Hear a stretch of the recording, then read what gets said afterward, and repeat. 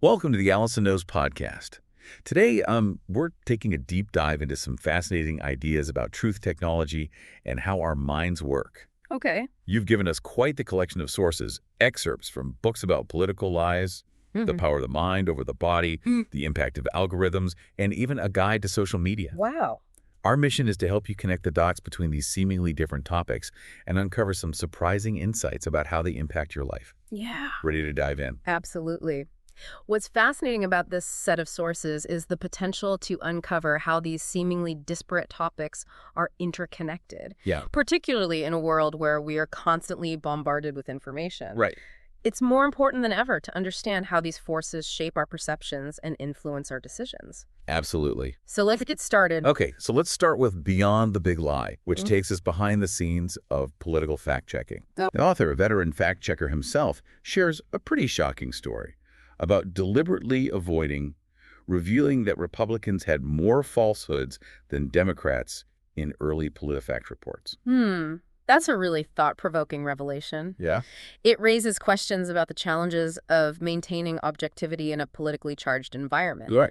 The authors fear that revealing party totals would spark accusations of bias speaks volumes about the tightrope fact-checkers walk. Exactly. And it gets even more complicated with the story of Nina Jankovic and the Disinformation Governance Board. Oh, yeah, I remember that. Remember how that was quickly dubbed the Ministry of Truth by right-wing media, Right. ultimately leading to its demise? Yeah. The author argues that the attacks on Jankovic were largely based on mischaracterizations and outright lies, further fueling distrust and misinformation. It's a potent example of how easily narratives can be manipulated and amplified in the digital age, Yeah. especially when powerful media outlets and social media algorithms come into play. It highlights the need for critical thinking and media literacy to navigate this complex information landscape. Absolutely. The book also digs into the psychology of lying, exploring why politicians lie and how those lies are amplified by partisan media. Okay. There's a fascinating section on the illusory truth effect, the idea that simply hearing a claim repeatedly, even if it's false, makes it more believable. Oh, wow. It reminds me of that old saying, repeat a lie often enough and it becomes the truth. Right. It's a powerful psychological phenomenon that helps explain how disinformation takes root. Right. Think about advertising. How many times have you seen a commercial repeat a claim about a product and eventually you start to believe it even without concrete evidence? That's a great point, and it makes you wonder, what can we do to combat this? Yeah. The author of Beyond the Big Lie suggests a range of solutions, from honesty pledges for politicians to adjusting social media ad rates based on truthfulness. Interesting. It's a call to action for both politicians and citizens to safeguard truth in our democratic processes. Those are certainly interesting ideas, and they highlight the urgency of addressing this issue. Yeah. After all, the erosion of truth has far-reaching consequences, undermining faith and governance and fueling societal division. Right now, let's shift gears to Blueprint Psychiatry. Okay. This medical text is like a comprehensive encyclopedia of psychiatric disorders and their treatments. Wow. It covers everything from depression and anxiety to eating disorders and personality disorders. It even touches on the ethical considerations of mental health treatment. It's an incredibly detailed resource for anyone who wants to understand the complexities of the human mind. It's an invaluable resource for understanding not just the wide spectrum of mental health conditions, Yeah. but also the importance of evidence-based treatments and ethical considerations in a field that is often misunderstood and stigmatized. Yeah, one of the most interesting sections explores how our mental states can directly influence our physical health. Think about the placebo effect, how just believing a treatment will work can lead to actual physical improvement. It really highlights the powerful connection between the mind and body. It really speaks to the idea that our mental and physical health are inextricably linked. Yeah. The placebo effect is a fascinating example of how powerful our minds can be. Yeah. It challenges traditional medical models and points towards a more holistic view of health and well-being. Okay, next up we have Dance with Chance, which takes a fascinating look at how much we think we control in life versus how much actually boils down to chance. Okay.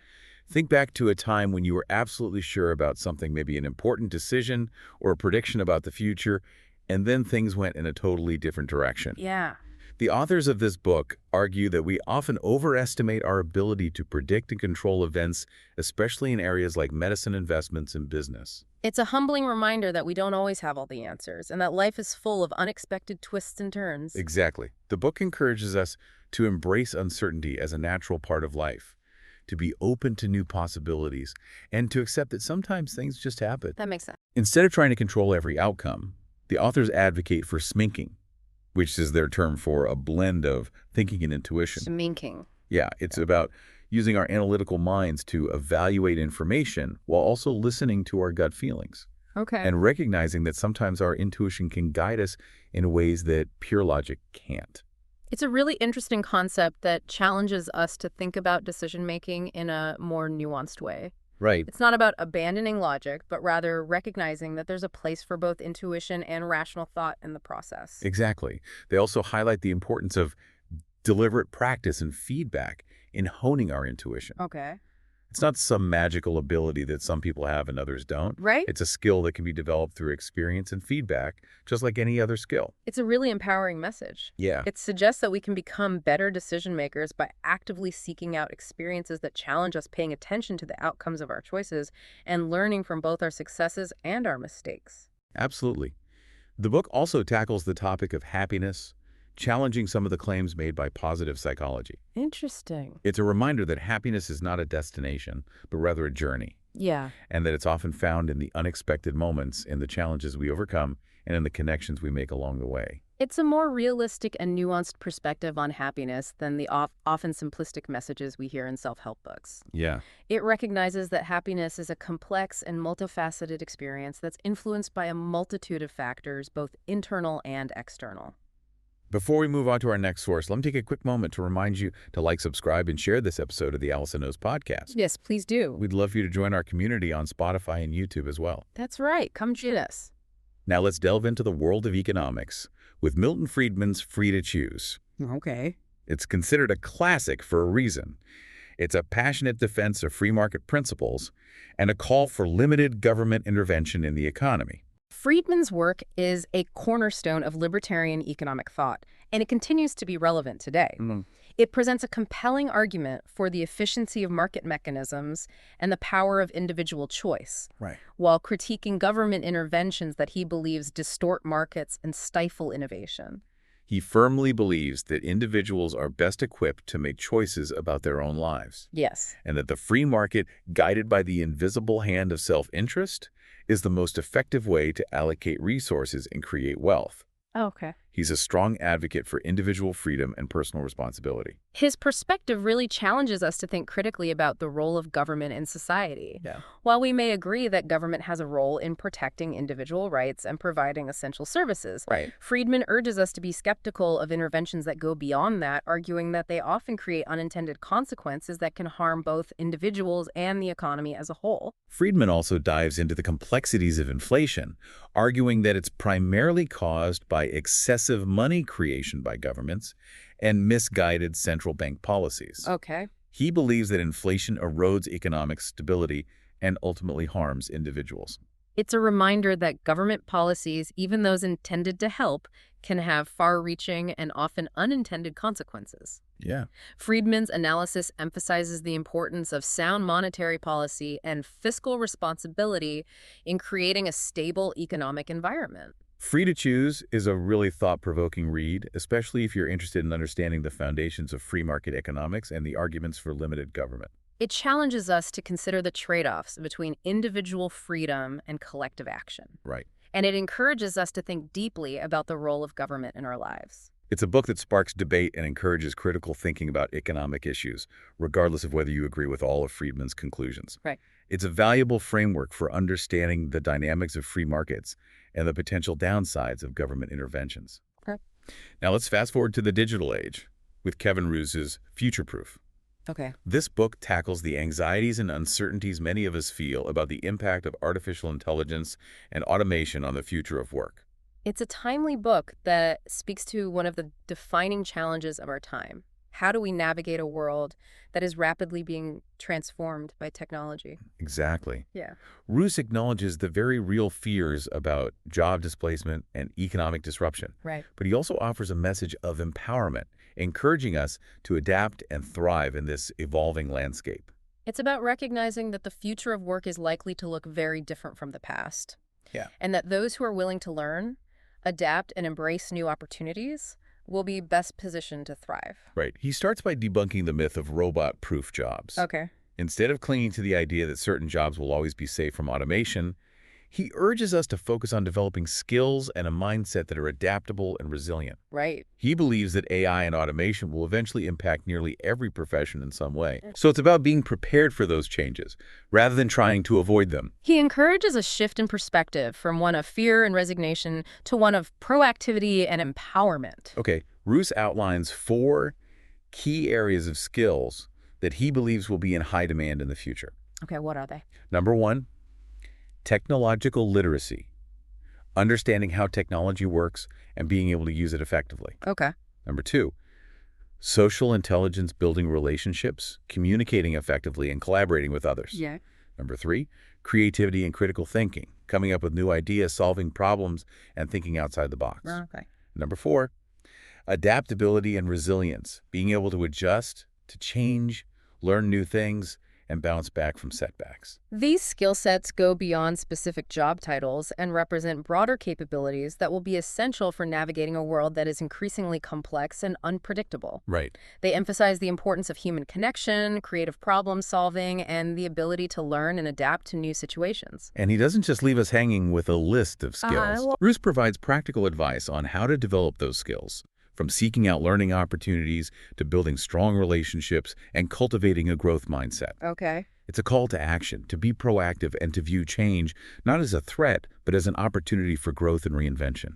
It's an empowering message that reminds us that we have the power to shape our own futures. Yeah. It encourages us to embrace lifelong learning, to be curious and adaptable, and to see technology as a tool that can enhance our capabilities and create new possibilities. Future Proof is a must-read for anyone who wants to understand the implications of AI and automation and learn how to navigate the changing landscape of work. It's a thought-provoking and ultimately optimistic book that encourages us to embrace the future with confidence and a willingness to learn and adapt. Absolutely. It's a great example of how we can turn anxieties about a future into opportunities for growth and innovation. Right?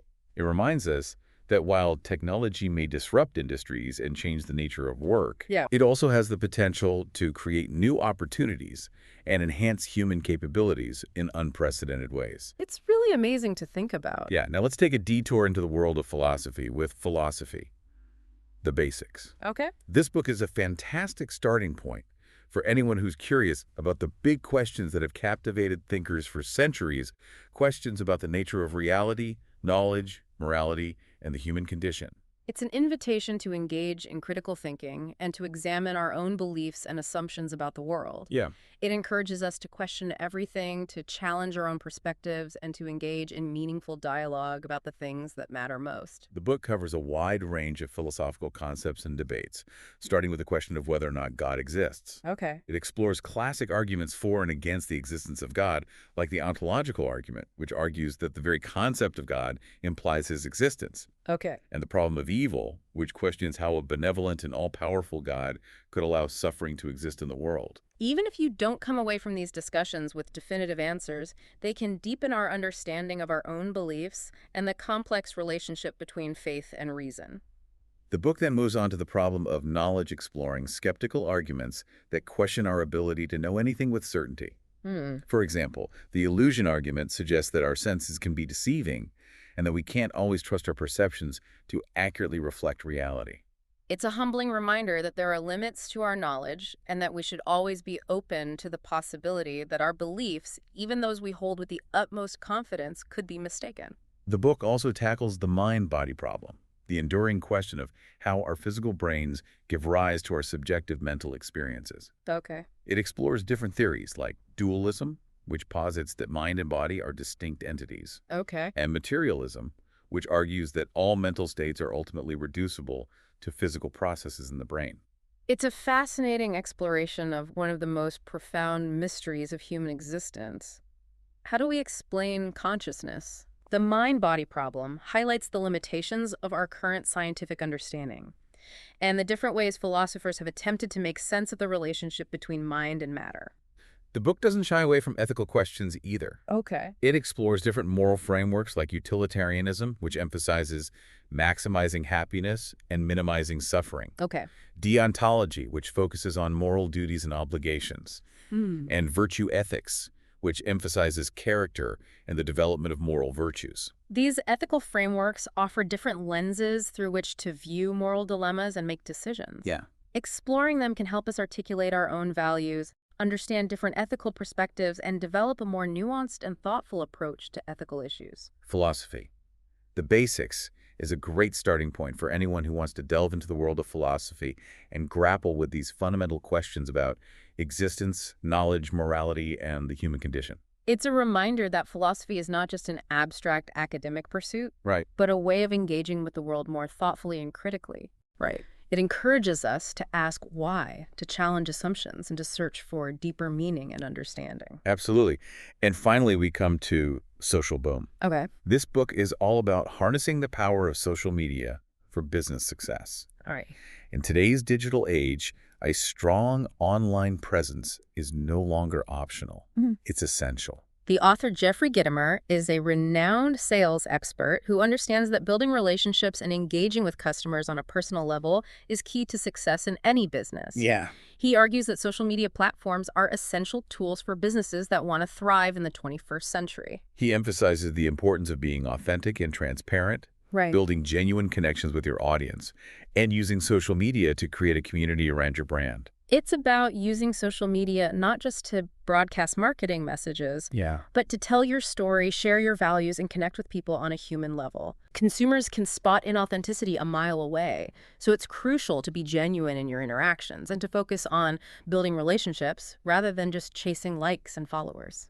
He also highlights the importance of listening to your audience, Yeah. paying attention to their feedback, and adapting your approach based on their needs and preferences. It's about creating a two-way dialogue, Right. not just broadcasting your message to the void. It's about understanding that social media is a dynamic landscape, and businesses need to be adaptable and responsive to the changing needs and preferences of their audiences. Okay. It all boils down to creating a multi-channel marketing strategy where you're using different platforms to reach your target audience, build relationships, and ultimately drive business results. And let's not forget one of Gitomer's most important messages. Social media is not a magic bullet. Yeah. It takes time, effort, and consistency to build a strong presence and see real results. Right. He emphasizes the need to be patient, persistent, and to focus on building genuine relationships rather than chasing quick wins. It's a reminder that success on social media is a marathon, not a sprint. Absolutely. It requires a long-term commitment to creating valuable content, engaging with your audience, and building trust over time. Makes sense.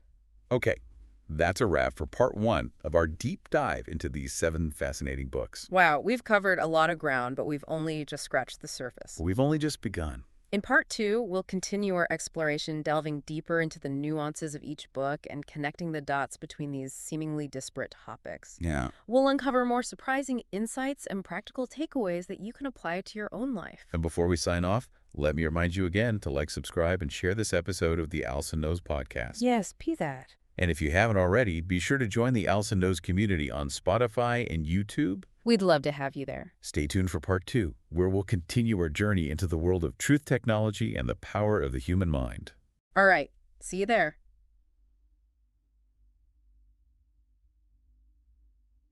Welcome back to the deep dive. In part 1, we started exploring a fascinating collection of sources covering everything from political fact-checking to the power of the mind and the future of work. Exactly. And remember, these sources come directly from you, our listeners. That's right. We're on a mission to connect the dots between these seemingly different topics and uncover those aha moments that help you see the world in a new light. Absolutely. So let's pick up where we left off with the coddling of the American mind. Okay. This book delves into a really interesting phenomenon, the culture of safetyism, particularly on college campuses. The authors argue that while well-intentioned attempts to shield students from emotional harm might actually be backfiring. It's almost counterintuitive, isn't it? You'd think protecting people from discomfort would make them happier and healthier. Right. But the authors present a compelling case that this overprotective approach is actually making young people more fragile and less resilient in the long run. Exactly. They identify 3 great untruths that they believe are fueling this trend. Okay, what are they? Number 1, What doesn't kill you makes you weaker. Number 2, always trust your feelings. And number 3, life is a battle between good people and evil people. Those untruths really resonate with me. Think about how much emphasis is placed on avoiding discomfort and protecting feelings these days. It's true. While empathy and compassion are important, the authors suggest that constantly shielding people from challenges can prevent them from developing the coping mechanisms and resilience they need to navigate the ups and downs of life. Right. It's about finding that balance between protecting and empowering. Yeah. The authors argue that exposure to challenges and adversity in safe and controlled environments is crucial for developing resilience, coping skills, and a sense of agency. The book also raises concerns about the impact of safetyism on free speech and open debate, particularly on college campuses. The authors argue that the fear of causing emotional harm is leading to self-censorship and a reluctance to engage with ideas that challenge our beliefs. That's a really important point. A core principle of education is the ability to engage with different perspectives, even those that make us uncomfortable. Right. If we're too quick to shut down conversations that challenge our views, we risk creating echo chambers where our own beliefs go unchallenged and our understanding of the world becomes limited. The book suggests that this culture of safetyism has roots in a variety of factors, from changes in parenting practices and the decline of free play to the rise of social media and the increasing polarization of American politics. It's a complex issue with no easy solutions, but the coddling of the American mind offers a valuable framework for understanding these trends and challenges us to think critically about how we can foster both safety and resilience in young people. It's a book that encourages us to have those difficult conversations, to challenge our own assumptions, and to find ways to create a more balanced and nuanced approach to raising and educating the next generation. Now let's circle back to the world of social media and social boom. In part 1, we touched on the importance of authenticity, building relationships, and creating engaging content. But Gitomer goes deeper than that. He emphasizes the power of video, especially on platforms like YouTube. Right. He encourages businesses to create high-quality videos that showcase their expertise, tell their story, and provide real value to their audience. Video is such a powerful medium for connecting with people. It allows you to convey emotion, personality, and passion in a way that's just not possible with text or even images. Think about the videos you enjoy watching online. They often feature people who are genuine, enthusiastic, and knowledgeable about their topic. Exactly, and that authenticity is what resonates with viewers. Yeah. Gitomer argues that video is a powerful tool for building trust and establishing your brand as a thought leader in your industry. He also emphasizes the importance of using social media to build your email list. Oh, okay. He argues that email is still one of the most effective ways to communicate directly with your customers and prospects, and social media can be a valuable tool for driving people to sign up for your email list. It's about recognizing that different platforms serve different purposes. Right. Social media is great for building brand awareness, engaging with your audience, and driving traffic to other channels like your website or email list, where you can nurture those relationships and convert leads into customers. It all boils down to creating a multi-channel marketing strategy where you're using different platforms to reach your target audience, build relationships, and ultimately drive business results. And let's not forget one of Gitomer's most important messages. Social media is not a magic bullet. Right. It takes time, effort, and consistency to build a strong presence and see real results. Yeah. He emphasizes the need to be patient, persistent, and to focus on building genuine relationships rather than chasing quick wins. It's a reminder that success on social media is a marathon, not a sprint. It requires a long-term commitment to creating valuable content, engaging with your audience, and building trust over time. Now, before we jump into our final source, I want to remind you that we love hearing from you. If you're enjoying this deep dive, be sure to like, subscribe, and share this episode of the Allison Knows podcast. And don't forget to join the Allison Knows community on Spotify and YouTube. We'd love to have you there. All right, let's wrap things up with a final look at Dance with Chance. Okay. This book really challenges us to rethink our assumptions about control and predictability in life. Remember those moments when you felt absolutely certain about something only to have things turn out completely differently. Oh, yeah. The authors argue that we often overestimate our ability to predict and control events, especially in areas like medicine, investments, and business.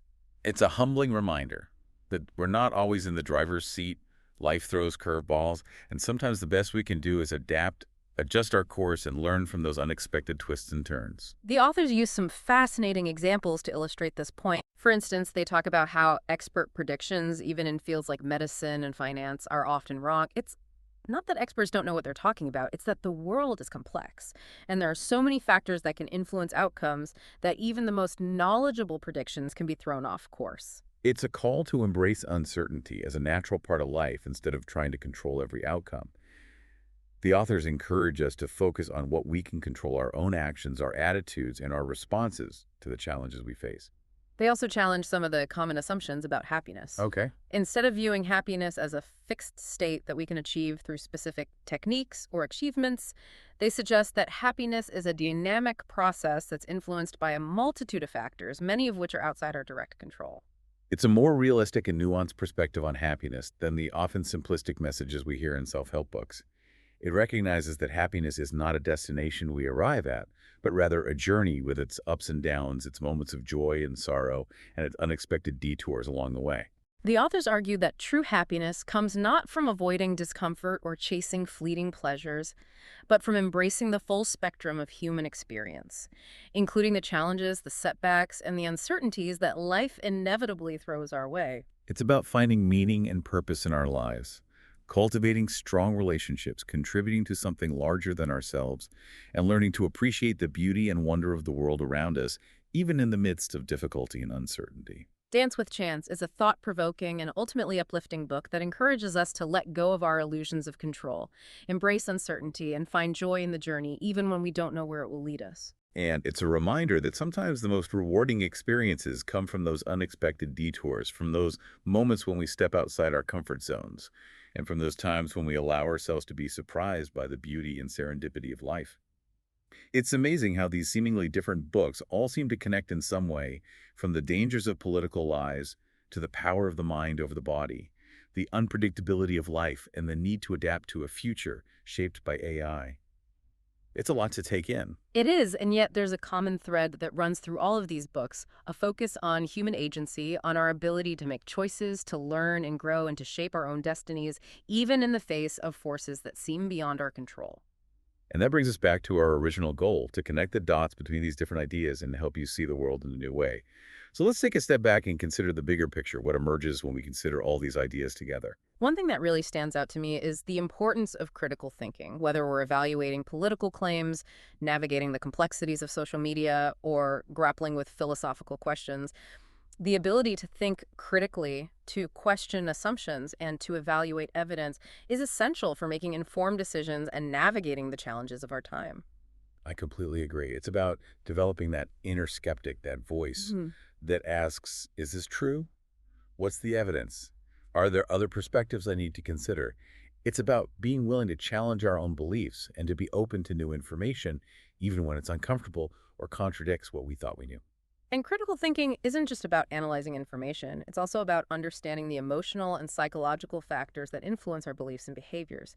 The illusory truth effect we discussed earlier is a great example of how our minds can be tricked into believing something simply because we've heard it repeated often enough. Right, and the coddling of the American mind takes this a step further, arguing that shielding people from uncomfortable ideas and emotions can actually make them more fragile and less resilient in the long run. It's about finding that balance between protecting and empowering, recognizing that growth often comes from discomfort, and that facing challenges head-on can help us develop the resilience we need to thrive. It's also about cultivating a growth mindset, a belief that our abilities and intelligence are not fixed, but can be developed through effort learning and perseverance. This is especially important in a world that's rapidly changing, where the skills we need to succeed are constantly evolving. Absolutely. And speaking of change, future-proof gives us a roadmap for navigating the challenges and opportunities of a future shaped by artificial intelligence and automation. It's about embracing lifelong learning, developing those uniquely human skills that are difficult for machines to replicate, and being willing to adapt and reinvent ourselves as the landscape of work continues to shift. It's about seeing technology not as a threat, but as a tool that can augment our capabilities and create new possibilities. It's about recognizing that the future is not something that happens to us. It's something we create through our choices, our actions, and our willingness to embrace change. And that brings us back to the idea of agency. Despite the forces that seem to be shaping our world, we still have the power to choose how we respond, how we learn, and how we contribute to creating a better future. Whether it's demanding truth from our leaders, questioning our own assumptions, embracing lifelong learning, or finding ways to leverage technology for good, each of us has a role to play in shaping the world we want to live in. It's inspiring, isn't it? Even in the face of uncertainty and complexity, we still have agency. We still have the power to make choices that matter. Absolutely, and that's what I find so empowering about these books. They don't offer easy answers or quick fixes, but they provide us with frameworks for thinking tools, for navigating challenges, and a reminder that we're not just passive bystanders in the unfolding drama of our lives. We are active participants with the ability to learn to adapt and to create a future that's aligned with our values and aspirations. And that's a powerful message to carry with us as we move forward in this complex and ever-changing world. So if we step back and consider all these ideas together, what emerges is a crucial question about agency and control in a world increasingly shaped by forces we don't always understand. What are your thoughts? How do you navigate truth in the age of social media? How much control do you feel you have over your own life and decisions in the face of powerful algorithms? We'd love to hear your reflections on this. Thanks for joining us on Ativate. The deep dive for further explorations, check out the full books we referenced today. Links are in the show notes. And remember, knowledge is power, so keep questioning, keep learning, and keep diving deep. A final thought to leave you with: if even expert predictions about the future are often wrong, what does that tell us about the importance of embracing uncertainty and focusing on what we can control our own actions and mindsets? That's something to ponder. Until next time, stay curious. Thanks for listening.